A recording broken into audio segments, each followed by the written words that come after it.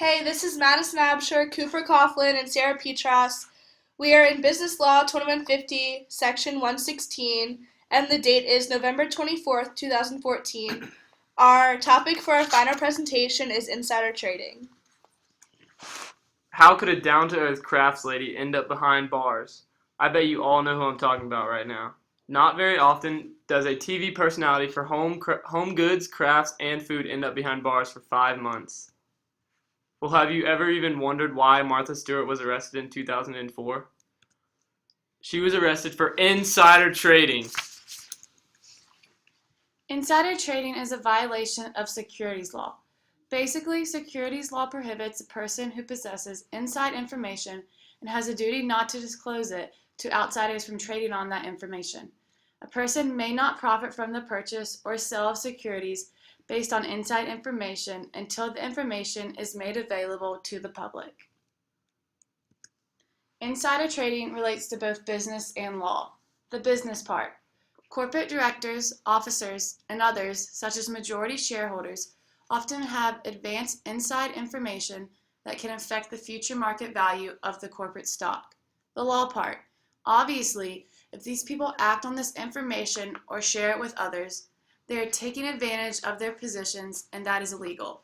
That is cheating the system.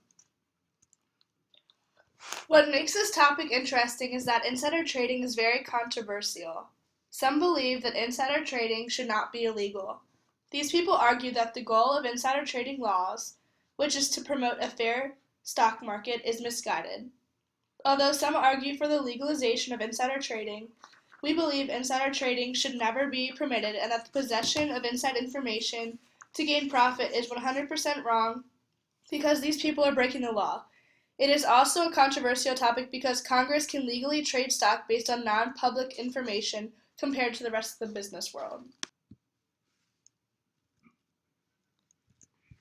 A columnist for the Wall Street Journal, R. Foster Winans, was sentenced to 18 months in prison in 1985. He was convicted of giving information to two stockbrokers about stocks he was planning to write about in the Heard on the Street column. Winans made $31,000 out of the $690,000 that was made total. Martha Stewart was convicted of insider trading. She was a former stockbroker herself. In June of 2002, she became involved in an insider trading scandal unrelated to her own company. She sold her shares of stock, $228,000, in the drug company Coughlin, before an FDA decision caused the stock to drop, and after she had been given insider information by broker Peter Bakanovich. On June 4, 2003, Stewart pleaded innocent to federal charges, but on March 5, 2004, she was found guilty of all charges in the case, including conspiracy, obstruction of justice, and making false statements. She spent 5 months in a West Virginia prison and was released to house arrest in March of 2005. And you know what one of the worst parts about her arrest was? Her 200-plus employees all lost their jobs in this scandal as well.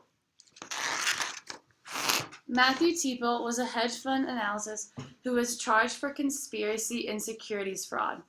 Brocade Systems told Teeple of Foundry Networks approaching purchase in 2008 by Foundry's then Chief Information Officer, David Riley. Both men were charged. Riley's tip helped Teeple's hedge fund earn more than $16 million and avoid losses of more than $11 million.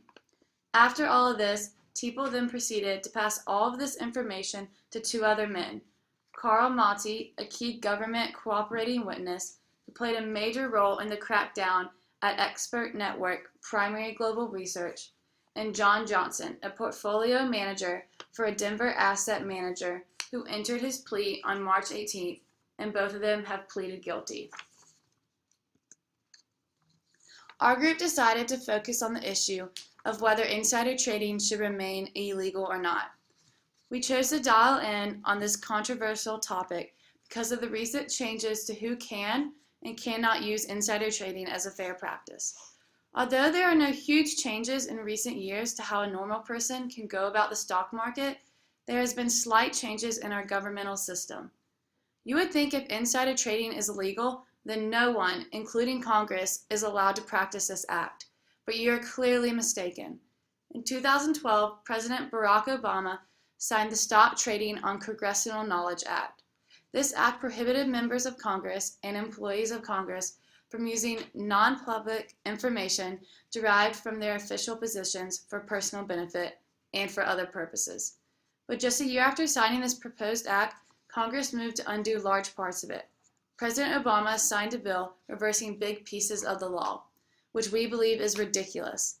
Why do we have laws in place prohibiting people from doing certain things if in return our president allows Congress and certain segments of our government to do the exact opposite? Philip Anthony O'Hara, author of Insider Trading in Financial Markets, Legality, Ethics, Efficiency, says that the primary argument against insider trading is that it can be a breach of fiduciary duty. A fiduciary is a legal or ethical relationship of trust between two or more parties. Our group supports this statement because we too believe that insider trading can ruin relationships between people and or businesses, due to the fact that it can make or break businesses as a whole, and destroying businesses while breaking the law at the same time is the main reason we think insider trading should stay illegal. Following the rules is a simple task, and William H. Kimball, attorney at law, formerly SEC enforcement officer, provided another great point to our group. He says, "I think that insider trading should continue to be illegal because the informational advantage that one trader gains over another is not gained by analysis, opinion, or even just plain luck. It is gained essentially by cheating. If the market could somehow achieve complete efficiency and be completely transparent, then we would not need insider trading laws because the stock's price would already reflect the inside information about the stock. But I just don't think that's possible in the real world. So we need the law to keep the playing or trading field level. It is only fair." As a group, we agree with his statements because we also believe that regulations for insider trading are important and necessary to obtain a stable economy. In conclusion, there are laws in place for a reason. People complain and argue that insider trading should be legal, which is hard to support. It is not a good idea to cheat your way to the top when there are appropriate laws and regulations in place governing insider trading. Unfortunately, insider trading is a fairly frequent act, with greedy people like Martha Stewart committing these crimes. We believe that all acts of insider trading should be illegal and forbidden.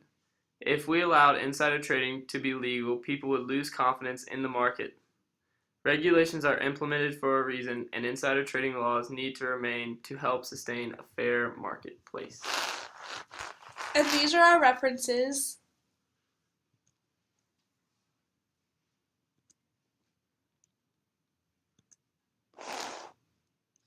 Thank you.